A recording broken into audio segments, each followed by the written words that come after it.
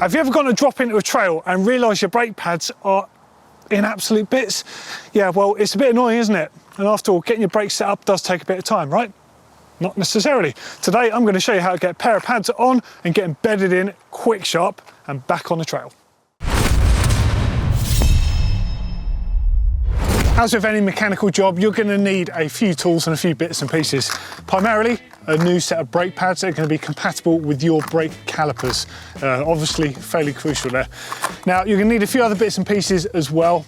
Up to you how far you want to go with this, but this is what I'd recommend.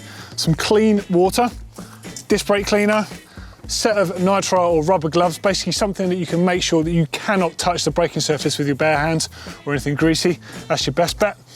A nylon or plastic tie lever. Do not use a metal one or an Allen key or anything. This is for prizing those pistons open. Your trusty multi-tool for actually getting the pads off in the first place. Some grit sandpaper, emery paper, something like that, just to roughen up your disc rotors, just to help get things going a bit quicker, and some trusty shop towel. Now, just before you whip out the offending brake pads, there's a thing called pad compensation. So depending on what brake lever you have, there'll be a dial, maybe a little adjustable knob, something like that, for taking up the compensation as your pads wear. So you know when your brake lever comes all the way to the bars, you adjust a little dial to bring the lever out again, just bring it all the way back, basically just to reset that. Okay, first things first is obviously you want to get your wheel and the brake pads out of whichever end. I'm doing the front end on my bike. Got the luxury of a nice bit of trail here, so I'm going to flip the bike upside down and it's not going to do it any harm.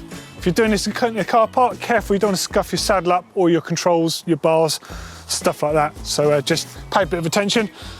Obviously remove that wheel from the bike. So when you go to remove your brake pads from the actual caliper, there's a little clip on one side before you take the pin out.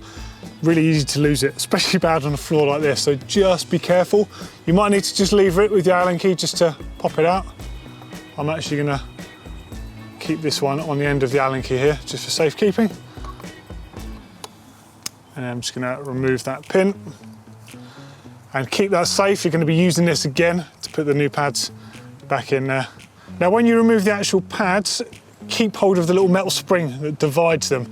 Now, if you're buying official brake pads like SRAM or Shimano ones, they usually come with these.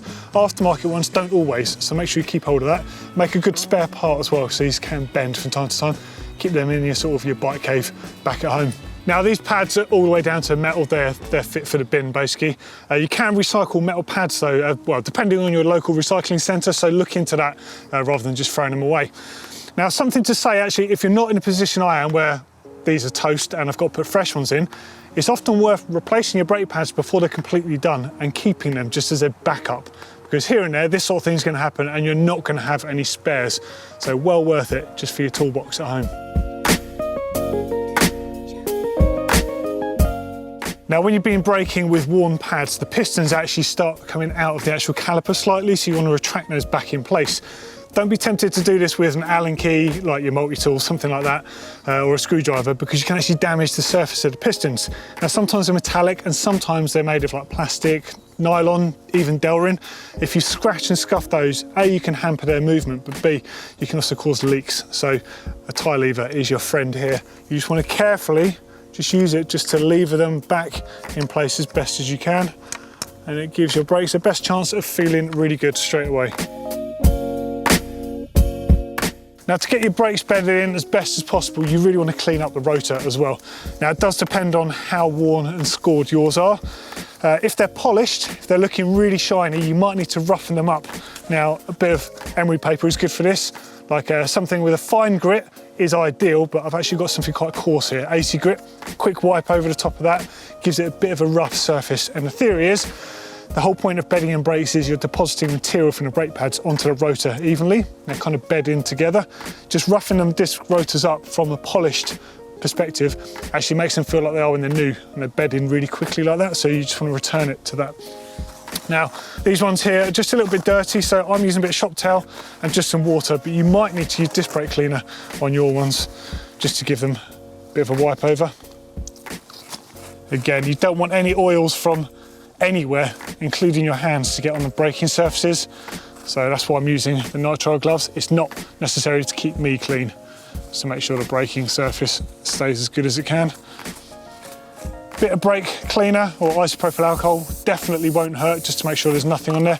But make sure it's fully evaporated and they're nice and dry before you actually start bedding your brakes in afterwards. Okay, so this is just a bit of 80 grit, just enough just to roughen the surfaces up. Don't need to go crazy on there. If you look at the texture on the surface of a new set of rotors, they're not quite smooth basically, they do look slightly scored, which is all you're trying to do. Don't have to go crazy. Now just before you put the fresh pads in, if you're in an extreme rush here, there's a little cool tip we've seen Jason Marsh doing with Greg Minar's brake pads in the past. Now when you actually look at a brake pad surface when they're brand new, one of the reasons you need to bed them in efficiently, the whole point is to get the top surface off of these basically and deposit that onto the rotors. Now you notice if you slide them together, there's not that much friction. By just putting a bit of water on the brake pads and you rub them together, you'll quickly find you get a bit more friction. So if you're in a hurry, do this and then rinse them off again, let them dry, pop them in, and actually be surprised how much faster they bed in. It's actually a really cool thing to do.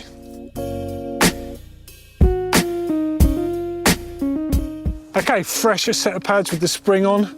This one actually came with the spring and the pin actually, so I'm going to use all the fresh ones and keep the other ones as spare parts. Now super carefully just secure the pads with that pin. Take note where the thread is, it does differ on different brands, but essentially it's the same principle, so you could do this with Shimano or TRP or anyone, and then get that little retaining clip back on, but be super careful because you're never going to find it again if you drop this on the floor. Not the best place to do it, but hey, needs be. Okay, wheel back in and then nearly ready to get them bedded in. Okay, now it's time to bed in your brakes. Now there's not a dark art to this, but it's a little bit of common sense. Like I said, the whole point is to deposit some material from the pads onto the braking rotor, basically just so they start taking together nicely. Now, if you're erratic about this and you do one of two things, so if you drag your brakes, for example, you could end up polishing the surface of the actual brake pad. They're never going to work that well and they can start howling pretty early on. And the other one, if you just go out and stop pulling the brakes and doing skids and stuff, you're going to get an uneven sort of deposit of that material. They can end up with a sort of weird turkey wobbling sort of noise that you get. So what you want to do is find a slight hill. You want to aim to be rolling around 10 miles an hour or so, and bring the bike nearly to a stop, firm braking, probably about 2/3 power. You want to do this 4 or 5 times. You'll start feeling the braking power increasing. Then at that point, do a faster run, maybe 15 miles an hour, and do it 3 or 4 more times, and you'll notice the braking power will be like, it will get really, really powerful, and then basically you're good to go. Okay, well that is how you get a set of brake pads on your bike at the Trailhead and bedded in as quick as possible so you don't lose out on riding time. Yeah, it's not ideal, but you can get it done, so don't lose any parts. If your rotors are knackered, don't forget to give them a bit of a score. And actually, Marshy's technique for wetting the pads and rubbing them together works really well. If you want to watch his video on that, it's going to be in a link underneath this one, so do check it out, it's well worth a watch. He's got some cool bleeding tips in there as well, definitely worth a second watch, I think, for myself too. So any suggestions, as always, hit us up in the description. I'm gonna go and get wet, wear out some more brake pads. Ta-ra!